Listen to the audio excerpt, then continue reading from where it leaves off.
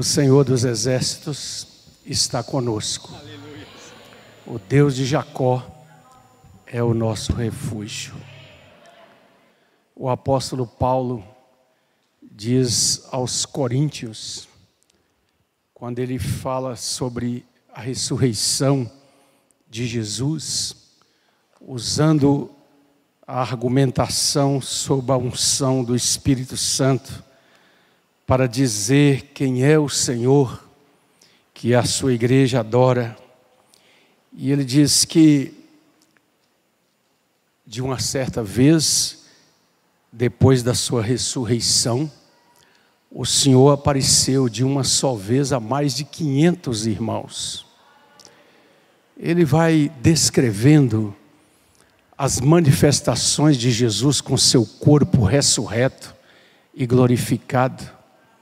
E quando eu leio esse texto, eu fico a pensar, que reunião foi essa?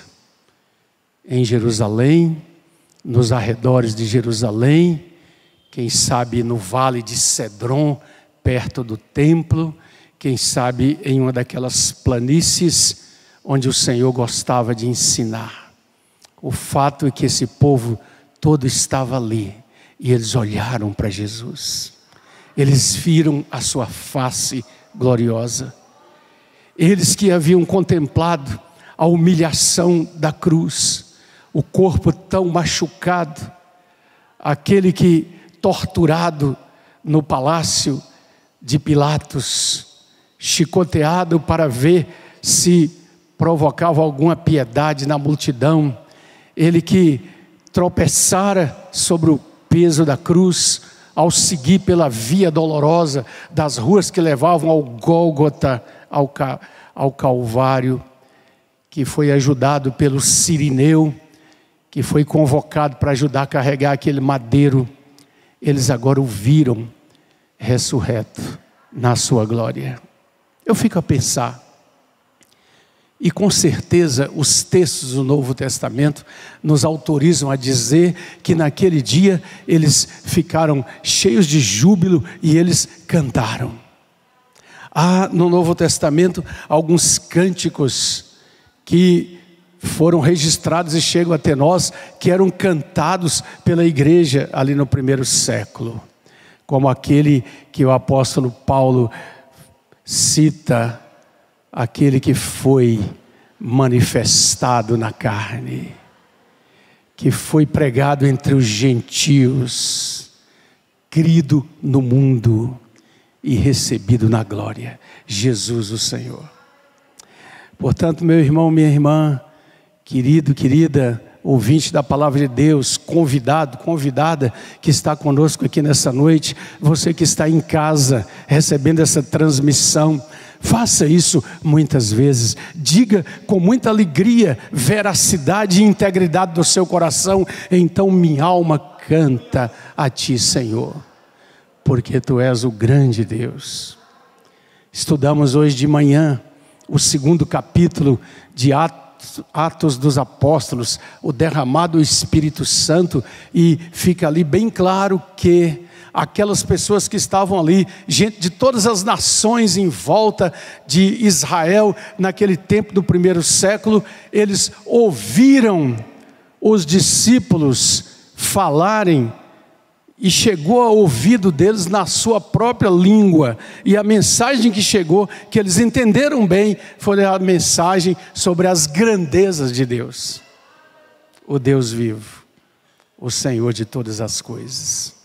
Esta é a grande e maravilhosa certeza com a qual a Igreja de Cristo caminha neste tempo, neste século, nessa dimensão em que aguardamos a parousia, a manifestação, a gloriosa vinda, segunda e definitiva vez do nosso Senhor Jesus para a restauração final de todas as coisas.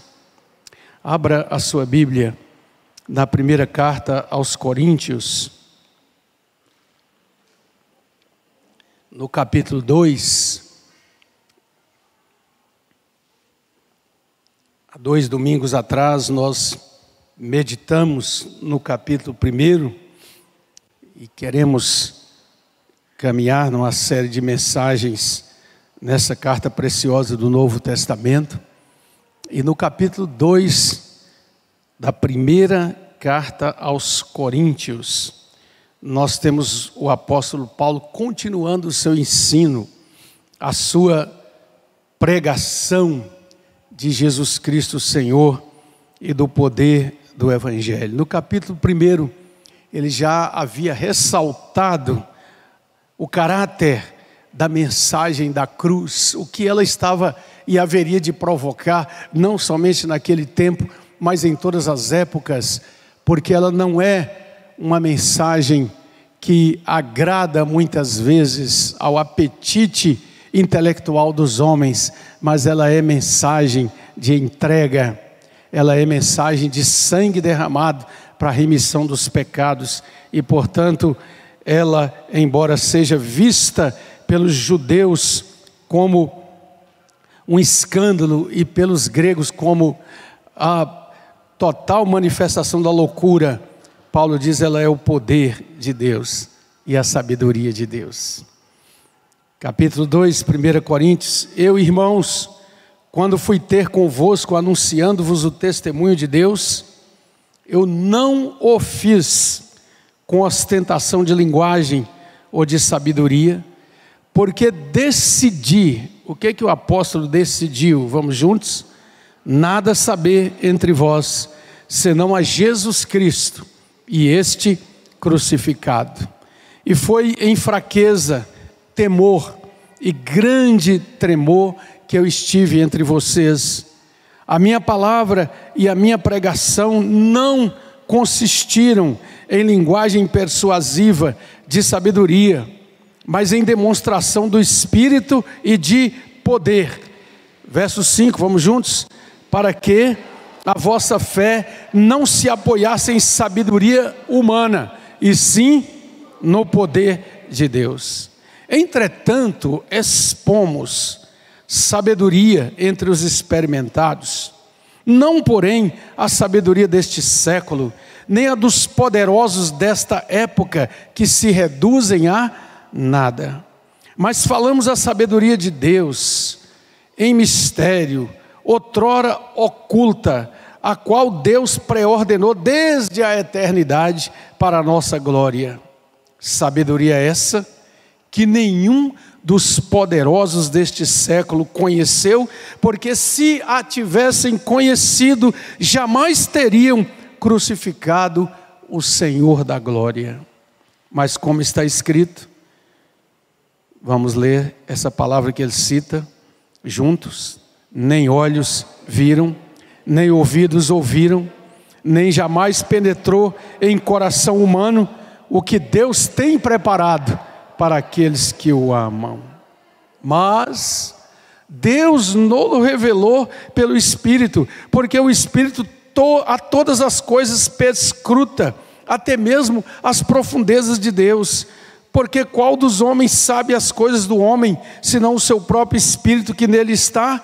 Assim também as coisas de Deus, ninguém as conhece, senão o Espírito de Deus. Ora, nós não temos recebido o Espírito do mundo, e sim o Espírito que vem de Deus, para que conheçamos o que por Deus nos foi dado gratuitamente. Disto também falamos, não em palavras ensinadas pela sabedoria humana, mas ensinadas pelo Espírito, conferindo coisas espirituais com espirituais. Vamos ler juntos do 14 até o final. Ora, o homem natural não aceita as coisas do Espírito de Deus, porque eles são loucura, e não pode entendê-las, porque elas se discernem espiritualmente. Porém, o homem espiritual julga todas as coisas, mas ele mesmo não é julgado por ninguém. Pois quem conheceu a mente do Senhor que o possa instruir? Nós, porém, temos a mente de Cristo. Palavra de Deus. Você recebe? Aleluia. Vamos orar e suplicar ao nosso Deus esse entendimento pela sua palavra. nos prostramos, Pai, mais uma vez diante do Senhor, o Senhor do céu e da terra, o autor da vida, o mantenedor de todas as coisas. Abrimos Tua palavra e pedimos entendimento, discernimento espiritual, para a compreensão e para receber o que dela o Senhor quer nos dar, por causa da Tua misericórdia. Mas oramos também pedindo como igreja que o Senhor repreenda o inimigo da palavra, o espírito distraído, a mente que vagueia em outros lugares e situações. Mantém nosso pensamento cativo à Tua voz e à Tua palavra, Senhor, porque ela não voltará vazia, mas aquele que escolher recebê-la, com certeza alcançará do Senhor a bênção. Bendito seja o Senhor. Promove no poder da Tua palavra a cura, a restauração, o levantar, o ânimo, o encorajamento, a confrontação do coração, a restauração espiritual, a salvação, a libertação. Oramos em nome do Senhor Jesus. E a igreja do Senhor diz: amém, amém. Mantém sua Bíblia aberta nesse capítulo 2 da primeira carta aos Coríntios, e vamos meditar um pouco sobre as grandes verdades que vemos aqui. Há algum tempo atrás, eu creio que uns 3 anos, eu tive o privilégio de estar no Rio de Janeiro para renovar o meu passaporte e o meu visto americano, e eu tive a oportunidade de visitar um lugar muito divulgado e considerado muito especial, que é o chamado Museu do Amanhã. Alguém aqui já foi lá? Museu do Amanhã. Um lugar extremamente desafiador, até mesmo porque um lugar meio decadente, perto do porto, foi restaurado e com muito dinheiro captado internacionalmente, e com o desenho, o traço de um dos arquitetos mais celebrados da Espanha, foi erguido aquele museu. É muito interessante a gente entrar ali e passar por todas as seções e os lugares, porque o título é bem presunçoso, né? É o Museu do Amanhã. É a ideia do que será amanhã do mundo e das coisas. E muito sedutor as muitas coisas que a gente vê lá, principalmente glorificando a tecnologia do homem e mostrando as coisas que serão no amanhã, segundo a concepção daqueles que pensam e que procuram estar na vanguarda, na frente dos acontecimentos. Muita coisa, e realmente não daria aqui para gastar tempo dessa mensagem para descrever, mas realmente eu comentava com a Ruth, com o Pedro e a Lilian que estavam conosco, essa presunção do ser humano de sempre querer apontar como as coisas serão, mostrando a grandeza humana, a realização humana. Mas quando nós saímos dali, depois de muito tempo, porque gasta muito tempo para ir em toda parte, em todo lugar, ver tudo ali que é proposto, as coisas tecnológicas que você aperta um botão, aparece na tela e tanta coisa assim. Mas ali saindo, nós começamos a andar ali pelo centro antigo do Rio de Janeiro, perto do porto, procurar um lugar para almoçar. Já estava bem tarde, já quase no meio da tarde, e nós começamos a ver as cenas da cidade.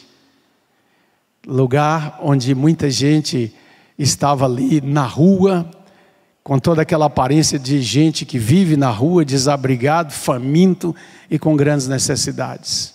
Vimos lugares onde a exploração da prostituição estava bem evidente. Vimos mulheres e homens marcados pela vida desregrada, numa perspectiva de ausência de qualquer princípio ético e de moralidade. Vimos jogos de azar sendo praticados nos lugares em plena rua, e vimos um retrato, não do museu de amanhã, mas da humanidade de hoje, com a sua corrupção, com a sua maldade, com o seu afastamento de Deus. O apóstolo Paulo, quando ele escreve essa carta aos Coríntios, ele está falando para uma cidade, nós vimos isso aqui na mensagem anterior, onde ele resolveu passar um tempo e passou 18 meses ensinando o Evangelho.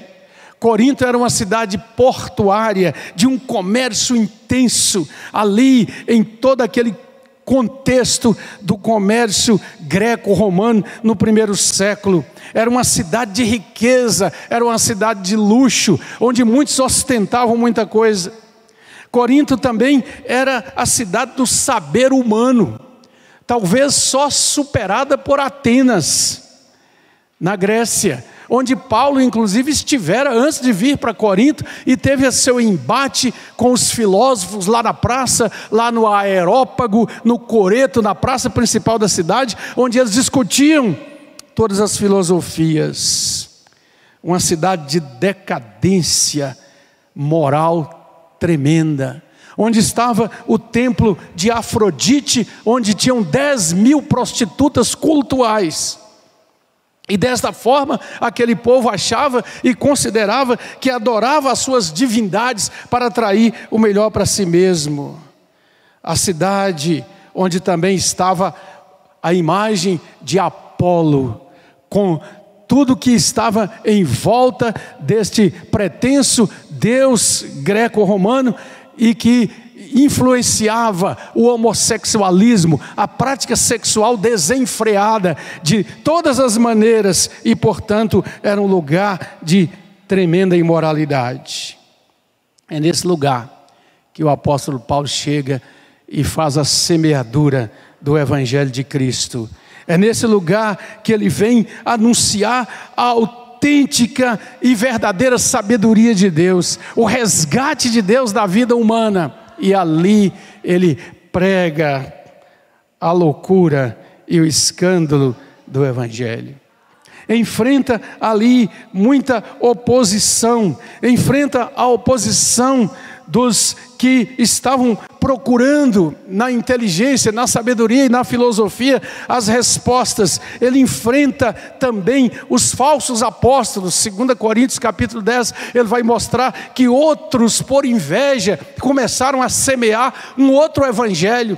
Gente que via na proposta do evangelho um caminho de obter lucros, de obter coisas humanas. Ele tem que tratar com todo esse povo, porque eles queriam um evangelho híbrido, misturado com a filosofia e com a sabedoria dos homens. E Paulo precisa ressaltar a singularidade do evangelho da cruz, do evangelho de Cristo. Será que esse contexto que nós colocamos aqui rapidamente não nos diz muito da realidade hoje, do século 21, onde nós vivemos?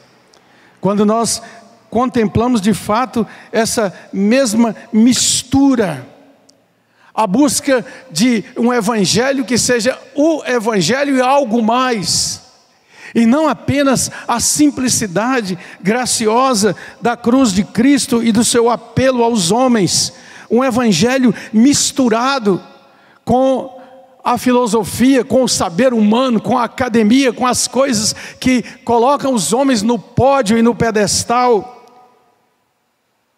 E foi no século XIX para cá que surgiu mais do que nunca essa tendência de transformar o evangelho em uma pregação muito mais mesclada do intelectualismo, do academicismo, da sabedoria humana, e daí resultou no liberalismo, que despreza tudo aquilo que a palavra ensina sobre o comportamento, a vida, a conduta do cristão, e fica apenas teorizando a respeito da beleza da verdade como alguma coisa apenas para distração da mente. Foi aqui que surgiu o evangelho do pragmatismo. Se funciona, vamos usar. Se isso pode atrair o povo, se isso vai ser o que o povo quer, vamos fazer, vamos mesclar. O evangelho das experiências, do pragmatismo humano. O evangelho que usa a tendência das pessoas de querer alguma coisa a qual se apegar como um talismã que vai trazer tudo que seu coração deseja. E daí todas essas coisas pesquisadas na religiosidade popular para poder atrair mais e mais pessoas, mais e mais dinheiro para a formação de verdadeiros impérios religiosos. O evangelho misturado com as ideologias políticas.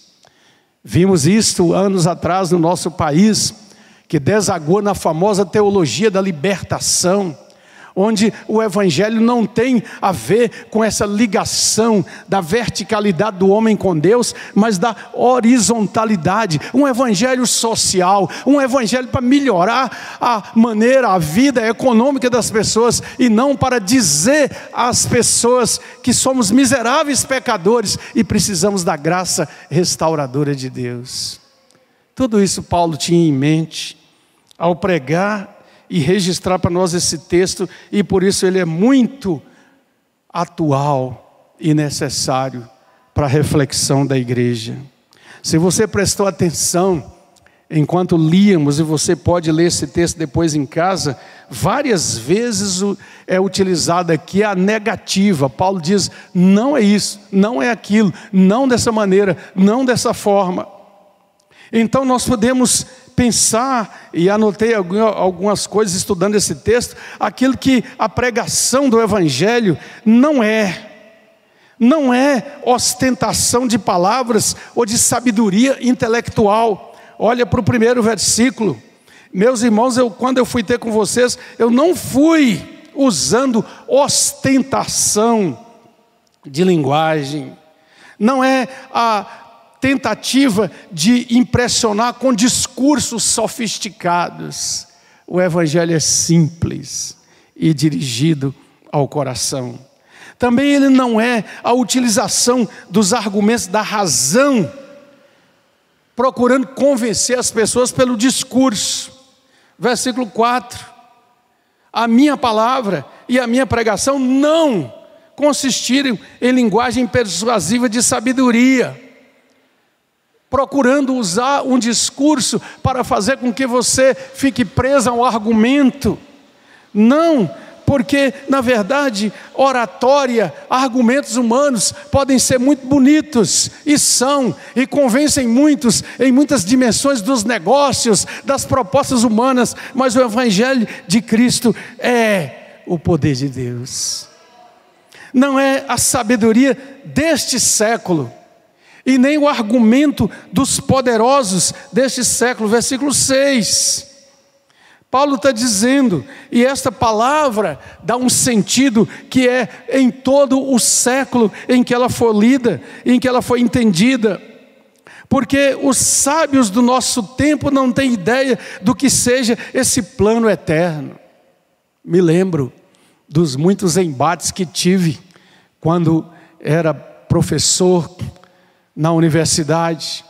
Já tinham começado quando era aluno, porque víamos nas pessoas uma verdadeira arrogância de considerar o evangelho e a Bíblia como um livro ultrapassado, que não tem nada a dizer para o tempo presente, do saber, da grandeza e da tecnologia. Mas louvamos a Deus porque nós temos, pela sua misericórdia, dentro da universidade, gente que crê e que sabe o poder e o valor do evangelho, e não abre mão disso, e que tem procurado crescer e desenvolver, não somente o lado acadêmico dos estudos da vida, mas a compreensão e o alcance do evangelho de Cristo. Ele não é fruto do espírito do mundo, e não vem do ensino do mundo. Versículo 12 e 13, ele diz que o homem não pode compreender, não pode alcançar as técnicas de manipulação mental ou emocional, tanto usadas por aí, elas não fazem parte da mensagem pura e simples do Evangelho. Ele apela para a verdade do que Deus disse a respeito do ser humano, do que a palavra diz sobre a nossa queda e do plano de Deus para a nossa redenção. Eu via uns 2 anos atrás, um pouquinho menos, quando estávamos no auge dessa pandemia, um renomado escritor, filósofo do nosso tempo, dizendo: nós tomamos o espaço da natureza, nós destruímos, e há uma certa dose de verdade nisso, o habitat dos animais, e então eles estão vindo para a cidade trazendo as suas doenças, tentando trazer alguma justificativa para as coisas. E ele disse assim: nós vamos fazer uma live dia tal, eu e mais o outro, e citou os títulos que o outro tinha, e eu fiquei querendo saber sobre o que iriam dizer, e ele disse: nós vamos mostrar que temos que mudar os valores morais e éticos na pós-pandemia. E eu disse: não vejo esperança por aí, se os valores espirituais não forem mudados. Se tão somente buscarmos uma casca de refinamento, como sempre houve em toda a terra, e esquecermos que precisamos conhecer o conteúdo e o poder do Evangelho, porque o Evangelho é cristocêntrico. Você pode repetir comigo? O Evangelho é cristocêntrico. Ele está fundamentado totalmente na pessoa e na obra de Cristo. Olhe de novo para a palavra. Ele nasce na consciência da incapacidade e fraqueza humana. Versículo 3, o apóstolo Paulo diz: eu decidi nada saber entre vocês, senão a Cristo e este crucificado. Com certeza houve em meio aos coríntios que estavam se convertendo e vindo a Jesus, mas alguns começaram, quem sabe, a apelar para que Paulo trouxesse um pouco da sua sabedoria. Afinal, ele era um mestre entre os judeus. Paulo, qual é a dimensão mais grandiosa, mais intelectual desse evangelho? Ele disse: eu decidi, não quero saber de nada, de nenhuma outra coisa. O meu alvo é Cristo, e é o Cristo na cruz. Escândalo para os judeus, loucura para os gregos, mas para nós que somos salvos, o poder de Deus para transformar todas as coisas. O evangelho cristocêntrico tem fundamento na vergonha da cruz, que revelou o eterno amor do Pai. Versículo 2, Jesus Cristo e este crucificado. E é manifesto na poderosa ação e na revelação do Espírito Santo de Deus. Versículo 10, Paulo diz: olha, estava tudo escondido, tudo era um mistério eterno, tudo era algo que só era conhecido do próprio Pai, aquele que tem o plano sobre o universo e sobre todas as coisas. Mas Deus nos revelou pelo Espírito, porque o Espírito vai e sonda e entra nas profundezas de Deus, e Ele foi enviado para trazer para nós a visão do poder do Evangelho. Ele mostra e faz essa comparação. Nenhum de nós pode saber o que o outro está pensando, o que está dentro do seu pensamento naquele momento. Podemos estar frente a frente, podemos olhar para o rosto, para as emoções que possam estar visíveis ali, mas jamais vamos saber o que o outro está pensando. Paulo diz: olha, as coisas de Deus são mais ou menos assim, no pensamento, nos escrínios eternos do Deus vivo e Senhor de todas as coisas. As realidades e verdades estão todas ali, mas só o Espírito Santo entra lá, porque ele faz parte da própria triunidade do Deus vivo, e ele vem e nos traz os pensamentos de Deus, e aí nos revela, como o profeta disse para o povo de Deus no passado: eu é que sei que pensamentos tenho a vosso respeito, ó casa de Israel, pensamentos de paz, pensamentos de bem. Esta é a glória preciosa do Evangelho. Mas quais são os resultados do poder deste Evangelho na vida dos cristãos? Podemos alinhavar aqui pelo menos 5 coisas. A primeira é que os que são de Cristo apoiam a sua fé no poder de Deus. As raízes de sua fé não estão na igreja, por melhor que ela seja. Não estão nas doutrinas da teologia, por mais bíblicas e bem elaboradas que elas sejam. Elas estão no poder de Deus. É o que diz o versículo 5, de uma maneira muito clara. Paulo disse: eu fui a vocês na sabedoria, no poder de Deus, para que a vossa fé não se apoiasse em sabedoria humana, mas no poder de Deus, na revelação de Deus, na graça de Deus. Os que são de Cristo também têm o coração aberto para receber, para buscar e receber as riquezas do Evangelho. Ele diz no versículo 11 que ninguém pode conhecer essa verdade senão o Espírito de Deus.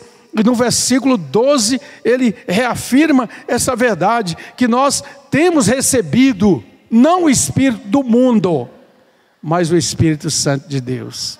E ele nos traz o entendimento, a capacidade de compreender todas as coisas. Em terceiro lugar, aqueles que são de Cristo recebem graciosamente da fonte divina o conhecimento que transforma a nossa vida.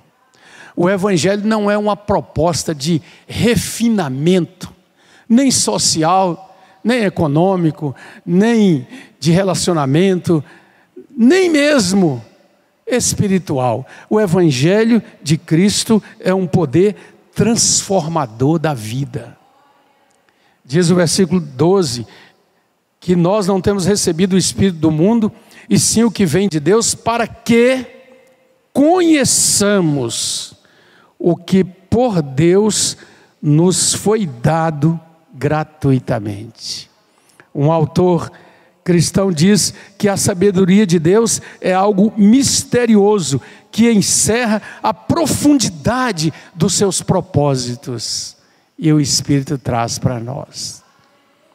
Meu querido irmão, querida irmã, como é que é isso na prática? O cristão que está apoiado na verdade do Evangelho, ele procura discernir.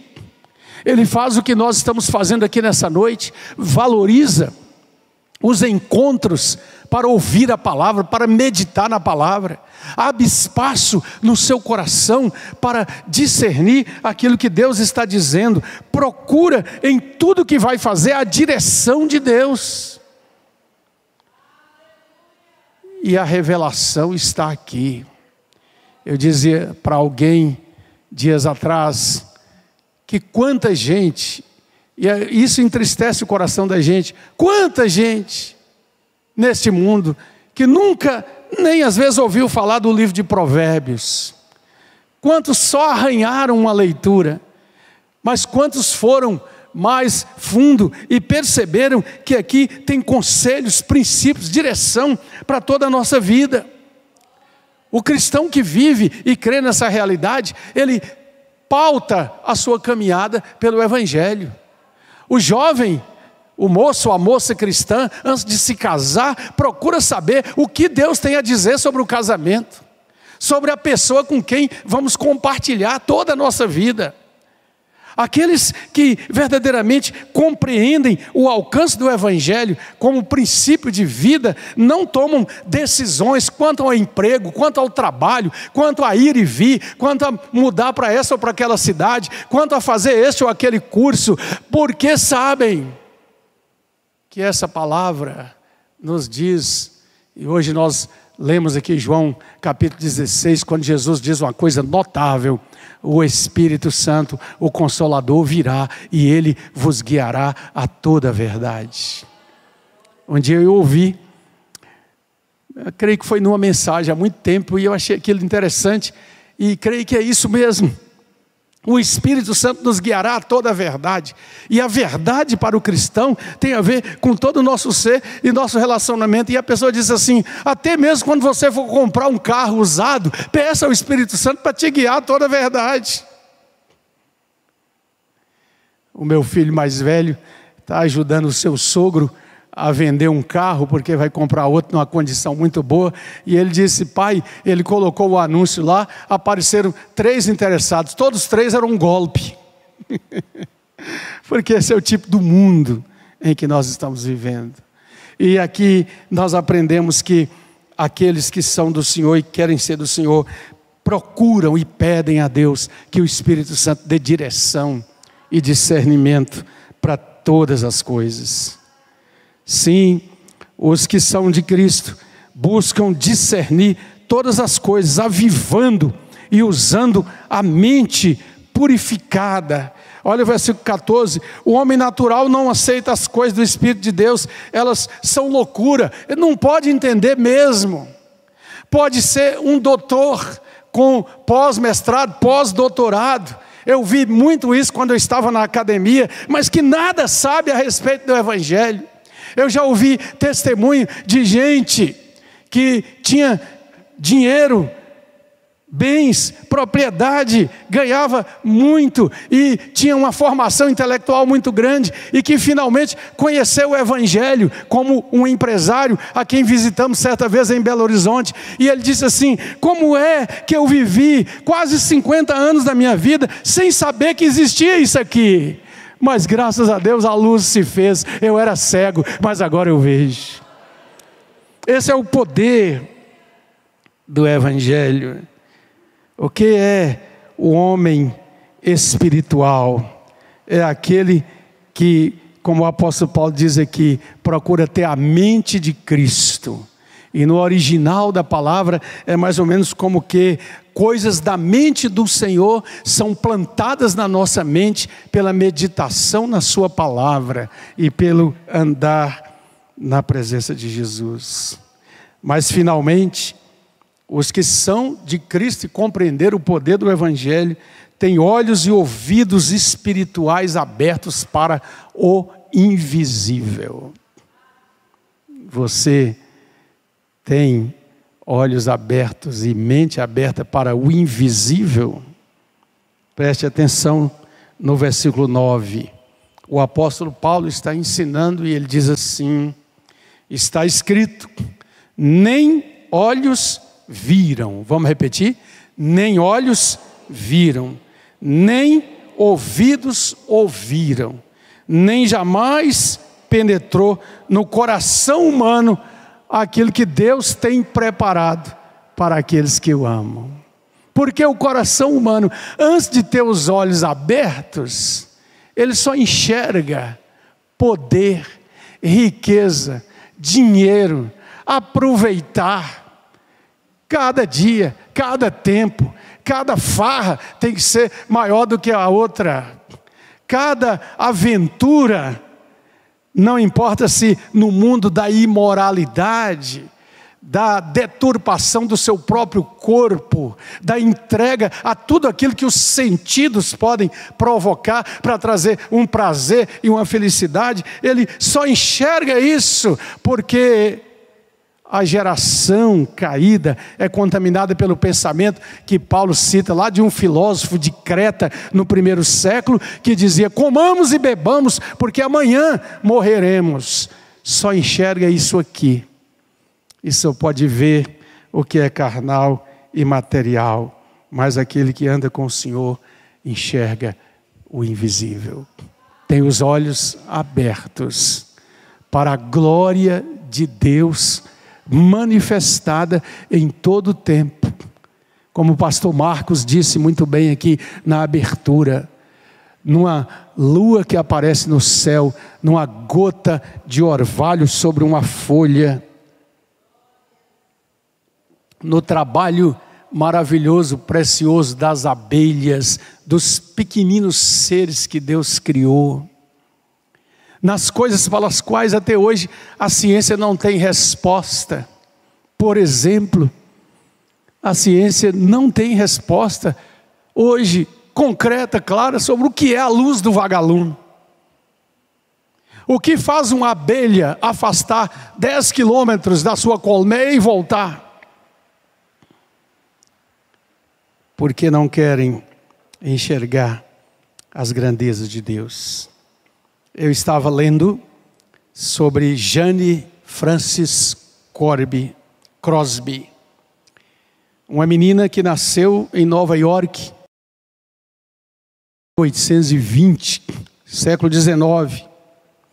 Aos 6 anos ela teve uma complicação ligada à gripe, a vírus, e ela foi perdendo a visão e perdeu completamente a visão. Jane Crosby não podia enxergar, mas desenvolveu a habilidade em braille e com 12 anos começou a estudar música.